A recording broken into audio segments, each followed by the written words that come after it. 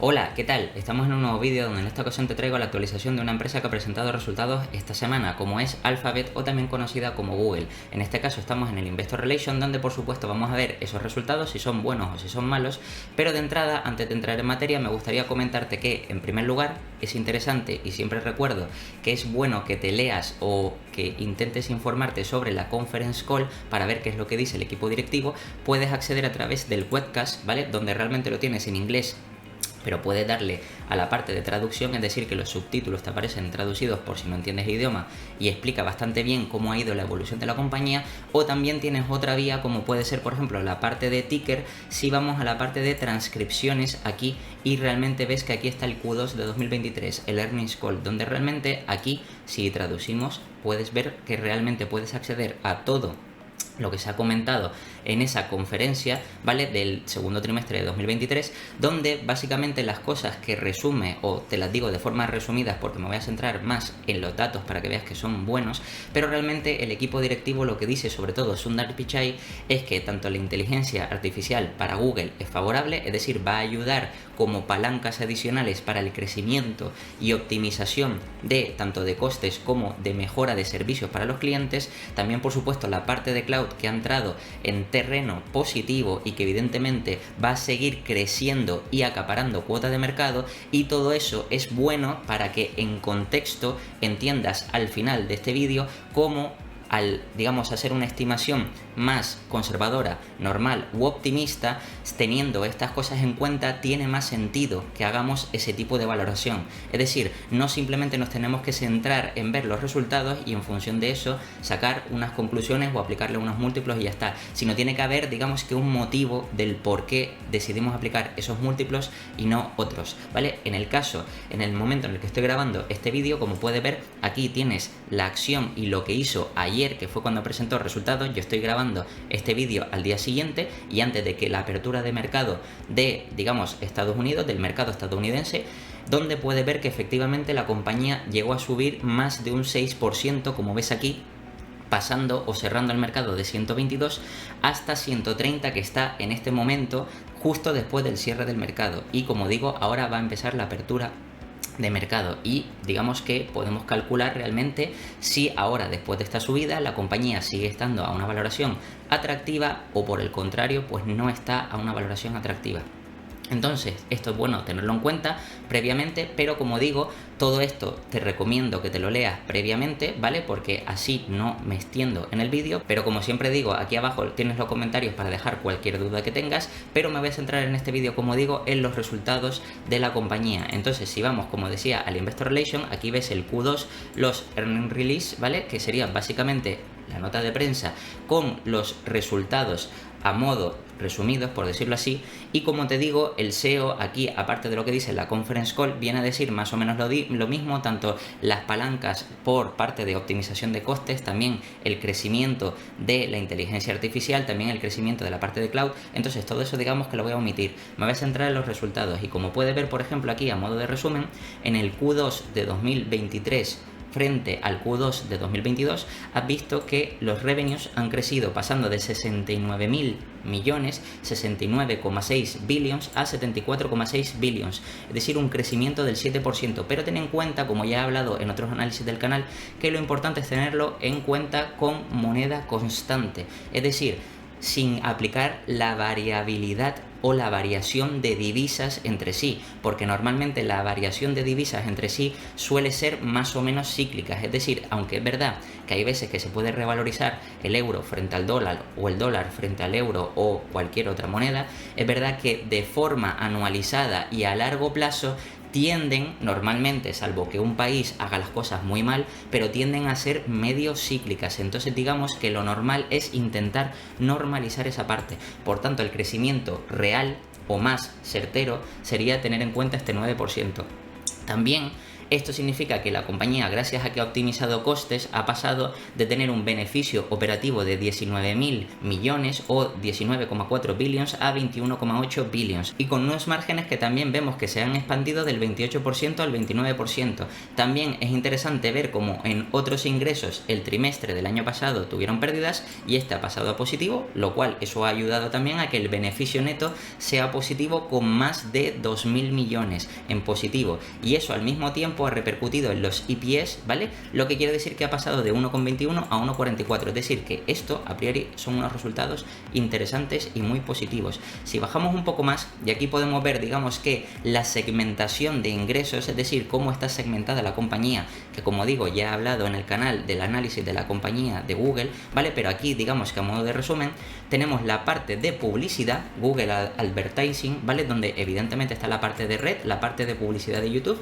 y la parte del buscador, es decir, todas estas partes que evidentemente obtienen ingresos con publicidad. Podemos ver que tanto en la parte del buscador ha crecido, en la parte de YouTube Ads, es decir, de publicidad de YouTube también ha crecido, y en la parte de redes digamos que ha disminuido un poco, pero eso no le ha impedido que el total por publicidad haya crecido, lo cual ese segmento sigue en crecimiento, como puedes ver, y evidentemente para los próximos años se espera que esa parte de publicidad online o publicidad digital frente a la publicidad tradicional siga teniendo altas tasas de crecimiento. Luego en Google Other, es decir, otras partidas u otros ingresos donde realmente Google obtiene beneficios por ventas, ¿vale? Pues también vemos que se ha sumado, y en la parte de servicios también vemos que se ha incrementado en prácticamente casi 4 billions, lo cual es positivo. Otro punto importante, que es lo que te comentaba que decía Sundar Pichai en la conference call, es que la parte de cloud también ha incrementado.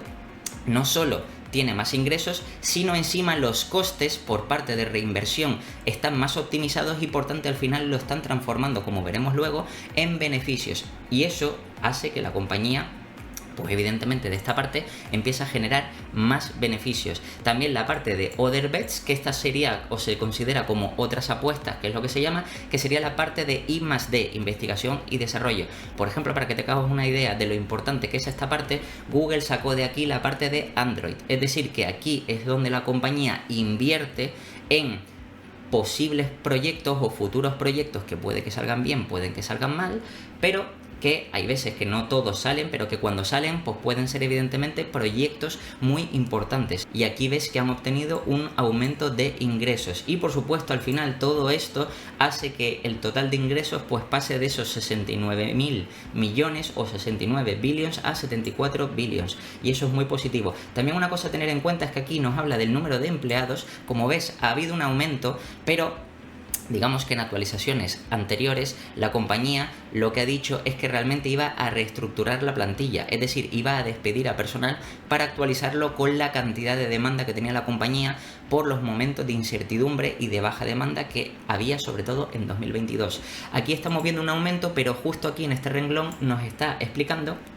que digamos que la plantilla realmente se terminará de ajustar, es decir, que aquí aparece en aumento, pero se terminará de ajustar de aquí al final, es decir, al informe anual de 2023, antes de que acabe el año, porque efectivamente todavía queda plantilla por descontar, es decir, personal que se ha despedido, pero que no está contabilizado porque en el momento de junio, o es decir, de la fecha en la que se presenta este trimestre, pues todavía estaban contabilizados, ¿vale? Entonces eso es otra parte a tener en cuenta. También la parte operativa segmentada. Es interesante ver cuál es la parte productiva de cada segmento, entonces por eso vamos al segmento operativo, donde realmente podemos ver que en la parte de Operating Income o EBIT, la parte de servicios también ha crecido, la parte de cloud, como te decía, ha pasado de pérdidas a estar en positivo, en terreno positivo. Eso quiere decir que si básicamente tienes ventas y luego el beneficio operativo pasa positivo, quiere decir que los costes, lo que hay por medio, el OPEX, ¿vale? Lo has reducido, y eso al final hace que se vuelva o que entre en terreno rentable el servicio o el segmento, mejor dicho, de Google Cloud. También, por supuesto, la parte de Other Bets, que siempre están invirtiendo, investigación y desarrollo. Es normal que terminen teniendo beneficios negativos, pero han tenido menos beneficios negativos, como puedes ver. Es decir, beneficios negativos porque básicamente están invirtiendo más de lo que están ganando, es decir, están supuestamente perdiendo, ¿vale? Que es una inversión, pero como ves que optimizaron costes,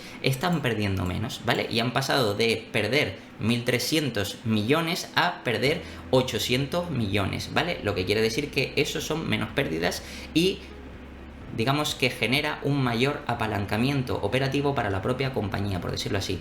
Todo eso al final, ¿en qué repercute? Pues en que haya pasado de 19,4 billions a 21,8 billions. También vemos que es un crecimiento bastante saludable, bueno e importante para la situación macroeconómica en la que estamos. Luego, esto que es importante, que no me voy a detener, aquí por ejemplo han hablado de el tema de reestructurar distintos espacios de trabajo, evidentemente por toda la parte que te comentaba de optimización de costes, también mejoras de servicio, ¿vale? De la propia compañía y también incluso dan información adicional sobre el SEO, ¿vale? O el personal del equipo directivo, ¿vale? Y aquí te nombran, evidentemente, o te dan más detalles sobre los cambios que ha habido, entre otras cosas. Todo esto, como digo, siempre es interesante leértelo, pero no me voy a detener en esta parte. Entonces, entrando en materia, si comenzamos por la parte del balance, por ejemplo, aquí podemos ver que la parte de caja ha aumentado de 21 a 25 billions y la parte de inversiones a corto ha pasado de 91 a 92, lo que quiere decir que al final la caja a corto, que podemos considerar caja a corto o lo que dispone de liquidez la compañía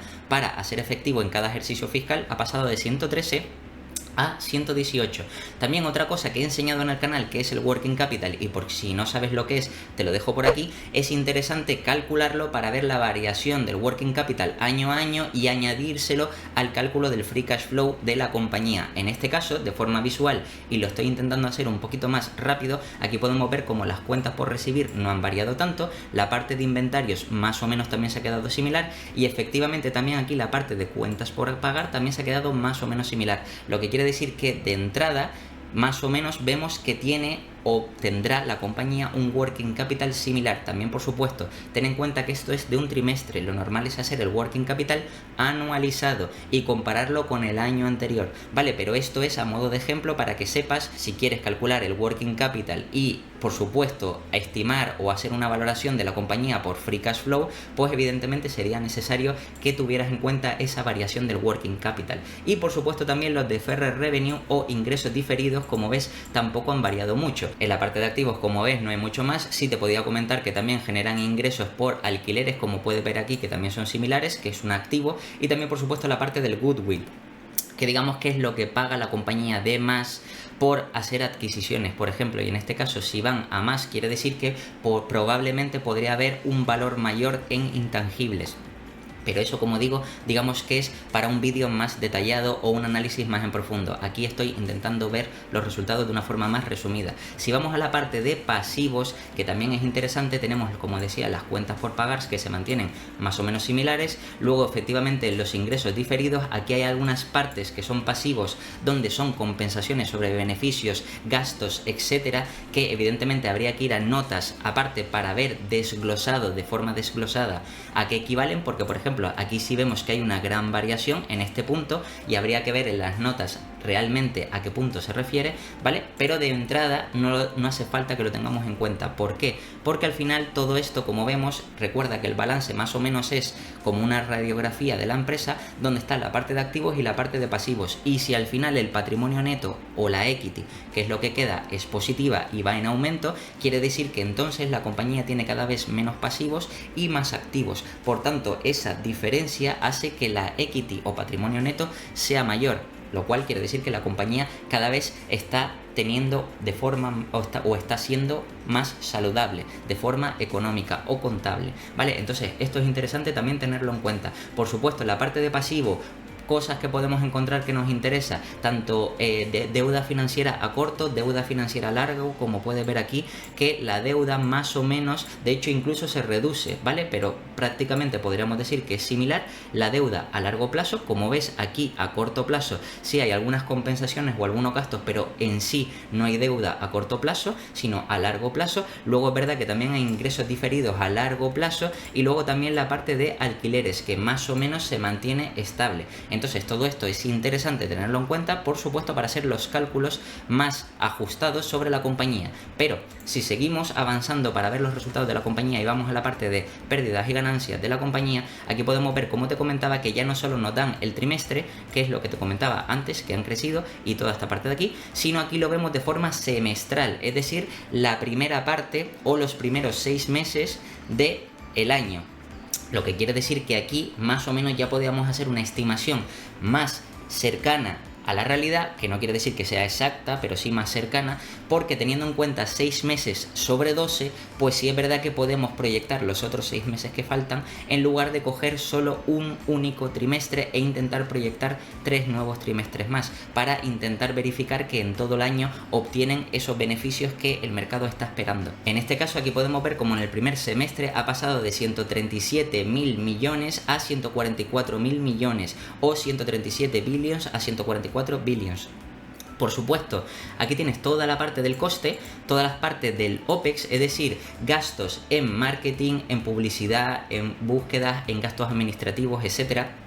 Y como ves, han aumentado esos costes, pero han aumentado en menor medida de lo que ha aumentado las ventas. Eso genera un apalancamiento operativo que al final lo que hace es que en este caso el beneficio operativo sea más reducido, porque evidentemente los gastos, cuando es negativo y aumentan más que los ingresos, pues hace que el beneficio operativo sea menor, pero que si la compañía consigue optimizar esa parte, pues evidentemente será mayor. Como vemos en los 6 primeros meses con respecto a los 6 primeros meses del año pasado, la compañía no ha, o digamos que ha gastado más en estos 6 primeros meses con respecto a los 6 primeros meses del año pasado, y por eso efectivamente el beneficio operativo, el EBIT, ha caído un poquito. Pero luego fíjate que en la parte de otros ingresos, de ser una pérdida de los 6 primeros meses de 2022, ha pasado a ser una ganancia, lo que eso, sumado también por supuesto a la parte de otros ingresos, pues eso al final hace que el beneficio neto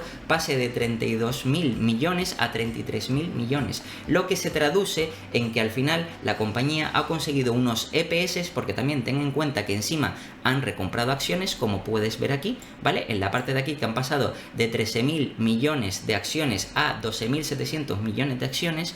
Eso, al reducir las acciones en circulación, hace que los EPS mejoren, lo que quiere decir que al final han pasado de 2,44, hay que mirar, recuerda, la parte diluida, ¿vale? De 2,44 a 2,61. Entonces, ya de entrada, si por ejemplo ya tenemos en cuenta estos 2,61, que son en los 6 primeros meses de 2023, ya podemos estimar cuánto más o menos podría generar la compañía de EPS de aquí a final de año. Entonces, si tenemos en cuenta estos 12,61, mejor dicho, vamos a la calculadora y vamos a tener en cuenta esos 2,61 y lo vamos a multiplicar por 2. Ten en cuenta, y estos son 5,22 de EPS que podría conseguir la compañía de aquí a final de año, pero ten en cuenta que generalmente existe lo que se llama estacionalidad.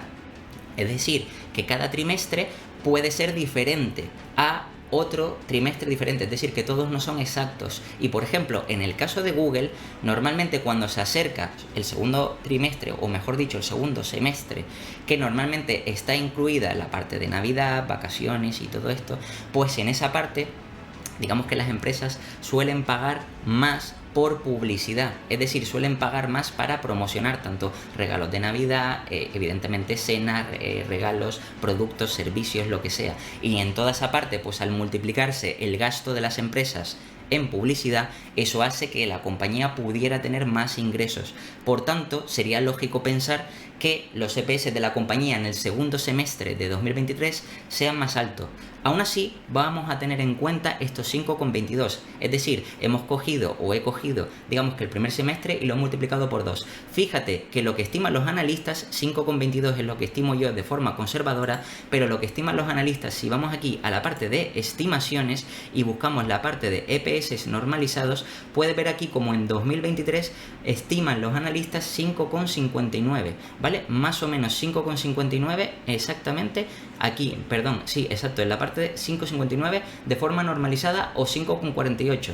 Compara 5,48 o 5,59 frente a, por ejemplo, lo que te estaba enseñando que eran los, en este caso, 5,22. Es decir, que estoy con, digamos, los EPS que voy a tener en cuenta muy por debajo de lo que realmente estiman los analistas de estos 5,59 que tenemos aquí.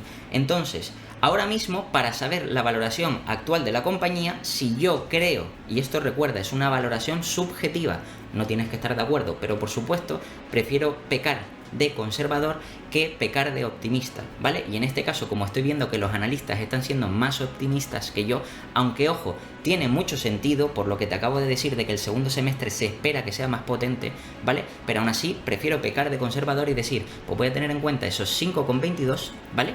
Y ahora necesito saber realmente el precio al que está en este momento Google, ¿vale? Que aquí me aparece a 122, pero ten en cuenta que 122 la compañía creció hasta los 130. Recuerdo que después del post-market creció, digamos que un 6,5%, como puedes ver. El precio en este momento, en el momento de la grabación del vídeo, en pre-market que está ahora, sería de 130. Entonces necesito saber qué múltiplo es el actual de la compañía. Para eso lo que voy a tener en cuenta es esos 130, dividirlos entre estos 5,22 para saber qué múltiplo o a qué múltiplo está la compañía de aquí a final de año. Para eso voy a tener en cuenta los 130 y lo divido entre los 5,22 y veo que la compañía está cotizando a 24,5 veces. 24,5 veces más o menos podríamos decir que está en precio, ¿vale? Porque ayer estaba o llegó a ser o a estar en 122, es decir, tenía cierto descuento, pero ahora mismo si tengo en cuenta esos 130 actuales, ¿vale? Realmente la compañía está cotizando en precio. ¿Por qué? Porque si vamos aquí a la parte de valoración y vamos a ver el PER, ¿vale? La valoración por múltiplo por PER, ves que en el último año su media es de 19 veces, pero si nos vamos a los últimos 3 años o 5 años, ves que son 25 veces, en 3 años 24,7, o sea 25, en 5 años 25 veces y en 10 años 23 veces. Es decir, que podríamos estimar que el múltiplo medio de una compañía como Alphabet más o menos estaría en torno a esas 25 veces. Ojo, ten en cuenta una cosa, y esto ya he visto que hay algunos inversores que tienden a equivocarse y tienden a aplicar un múltiplo erróneo precisamente porque cogen un múltiplo inapropiado. Ten en cuenta que aquí se tiene que tener o se tiene que escoger, digamos que el múltiplo forward, o en ticker aparece como NTM, es decir, de los próximos 12 meses, ¿vale? La compañía actualmente, y aquí te lo está poniendo, la compañía está a 21 veces, pero a 21 veces de los próximos 12 meses.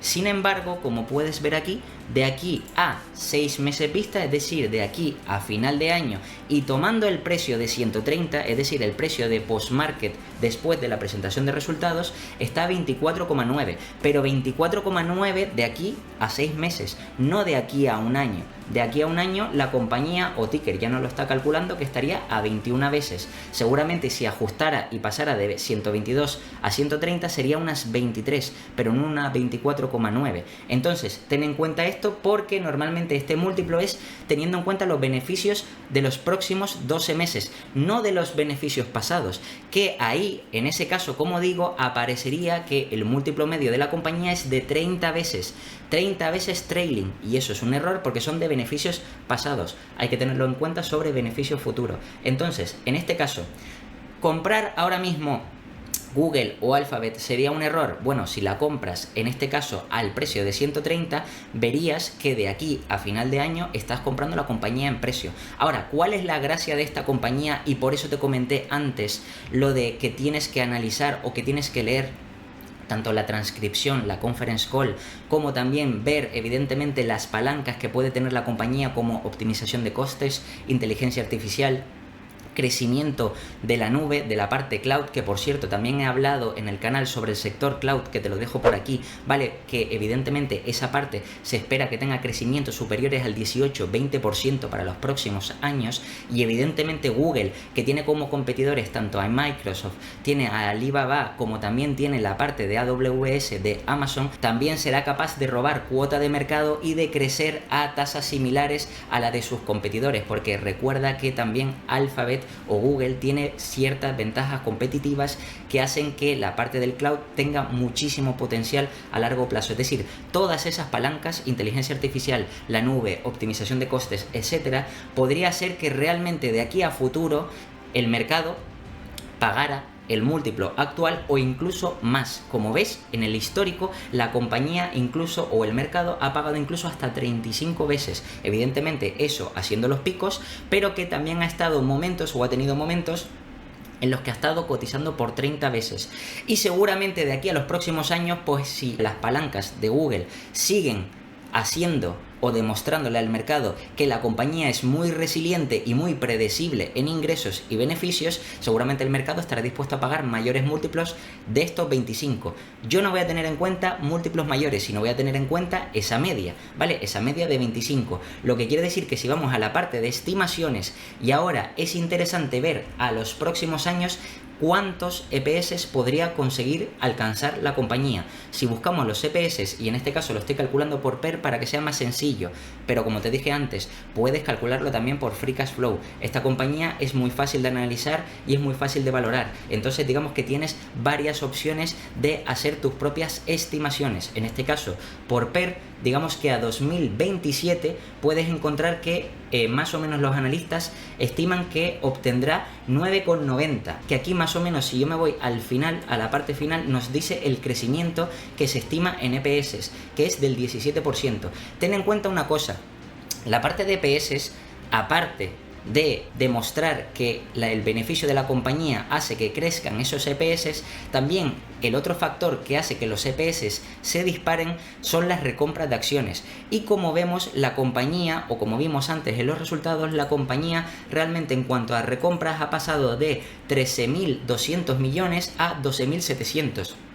Y normalmente la compañía está comprando o recomprando en torno al 2-3% anual. Es decir, que ese 2-3% anual se lo tendríamos que sumar a el crecimiento de EPS, lo que muy probablemente, si la compañía mantiene estas tasas de crecimiento del 17%, aquí te pone que en EPS, pero luego le sumamos las palancas de inteligencia artificial, del cloud, el crecimiento del cloud, y que la compañía decida hacer más recompras de acciones, pues evidentemente incluso podríamos encontrarnos ante una compañía que crece a 18, 19 o 20%. Aún así, yo me voy a quedar con el número que notan los analistas, 9,90. Vale, pues si tenemos en cuenta esos 9,90, vale, y vamos a estimar que de aquí a 2027, que son 4 años, estamos en 2023, 24, 25, 26 y 27. A 2027 la compañía conseguirá esos 9,90 y vamos a multiplicarlo por las 25 veces, y eso sin tener en cuenta, recuerda, ni inteligencia artificial, ni crecimiento del cloud, etcétera, etcétera, etcétera, lo que quiere decir que el mercado podría pagar mejores múltiplos. Al final llegamos a un precio objetivo de 247,5.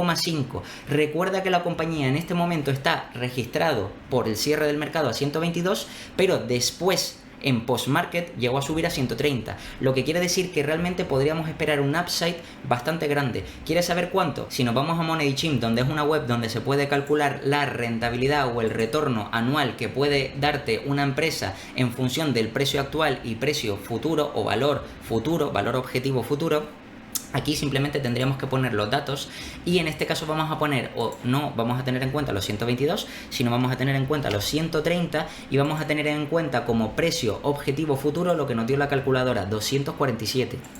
En este caso, si ponemos los 247 y lo ponemos, recuerda, a 4 años, a 2027, obtendríamos una rentabilidad cercana al 18%. Estamos hablando de que una compañía grande como es Alphabet, que es muy predecible, que tiene muchas ventajas competitivas y que tiene muchos vientos de cola, tanto en el segmento cloud como inteligencia artificial, etcétera, te puede dar, digamos que en una valoración o una estimación más o menos normal o razonable, un 18% anualizado, un 17,4%.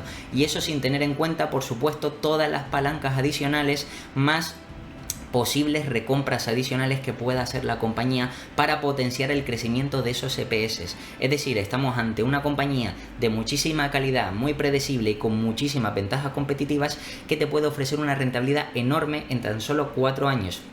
Prácticamente podríamos decir que en 4 años y poco ya podrías duplicar tu capital, o prácticamente casi en 4 años. Lo que quiere decir que esto es una inversión muy buena. Evidentemente los resultados de la compañía han sido muy positivos después de haber tenido años atrás malos, donde la compañía se ha tenido que reestructurar, y aún así el mercado ha estado pensando que iba a perder cuota de mercado por Microsoft, por la inteligencia artificial, es decir, por ChatGPT y todo eso, pero tienes que entender, y por eso te digo que es importante leer las transcripciones o los conference call, donde el propio equipo directivo o el propio SEO dice que no hay problema con esa parte, que están desarrollando toda la parte de inteligencia artificial, el cómo implementarla para optimizar los, digamos, motores de búsqueda, para mejorar los servicios de clientes, etcétera, etcétera, y todo eso, como te digo, son palancas adicionales que el mercado, si no los paga ahora, seguramente de aquí a futuro terminará pagando múltiplos mayores.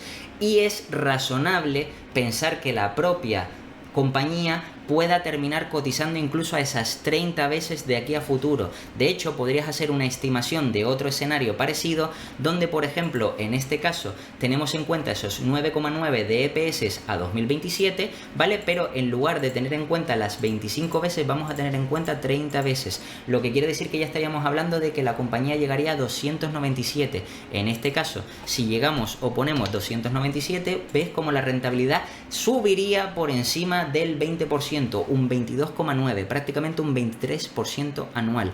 Prácticamente con esta rentabilidad, cada 3 años y medio estarías duplicando tu capital, más o menos 3 años y medio.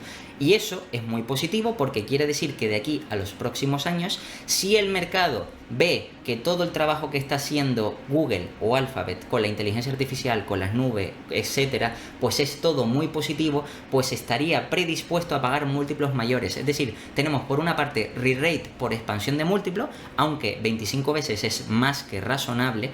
Y también, por otra parte, tenemos, aparte del re-rate por múltiplo, expansión por los EPS, por más recompra de acciones, o también por mayores beneficios o incremento de beneficios por optimización de costes o absorción de la parte de cloud, tanto por otros competidores como de inteligencia artificial. Es decir, todo eso, como ves, son palancas más positivas que podría ser que el crecimiento de la compañía, en vez de ser del 15%, sea todavía de más. Como ves, hay distintos escenarios donde podríamos proyectar el precio objetivo de la compañía en función de si es más favorable la parte de inteligencia artificial, la parte de la nube, o recomprar más acciones, etcétera, etcétera.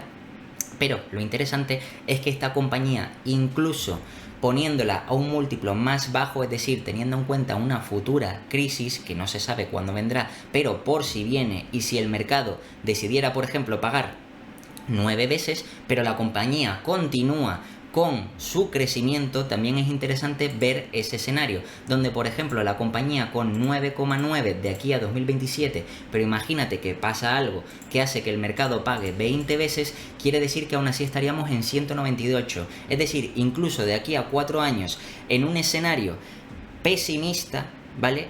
Más conservador, incluso pesimista, porque para que el mercado pague 20 veces tiene que haber pasado algo serio con la compañía. Puede ver que aquí, digamos que la parte de valoración, si vamos al PER, realmente cuando ha estado pagando por debajo de esas 20 veces ha sido en momentos bajos, ¿vale? Realmente si vamos aquí a los 3 últimos años o los últimos 5 años, realmente esta parte baja de 30 veces, mejor dicho, de 20 veces, como ves, es la parte más negativa, es decir, momentos de incertidumbre del mercado, que prácticamente ha sido todo 2022, que para las bolsas en general han sido muy negativas. Entonces, incluso teniendo en cuenta múltiplos negativos, podemos esperar que la compañía nos pueda ofrecer evidentemente una rentabilidad muy inferior. Aquí podemos ver como, si pongo 198, podemos ver que la rentabilidad se quedaría en un 11% anual. Como ves, es interesante proyectar diferentes escenarios donde en un lado podemos esperar un crecimiento del 11% en el peor de los casos, en otro lado podemos esperar un crecimiento más interesante del 17 y 18, y en otra parte podemos esperar un crecimiento más optimista del 22-23%, y al final estos escenarios, en función de cómo vayan creciendo o qué es lo que vaya haciendo la compañía, podemos ir acercándonos a una estimación u otra, y es interesante tenerlo todo en cuenta a la hora de saber si invertir o no en esta compañía. Y nada, esto es todo sobre la actualización de resultados de Alphabet. Como siempre, te voy a dejar aquí 2 vídeos para que sigas aprendiendo. Te puedes suscribir y dejarme un comentario, y nada, nos vemos en el próximo.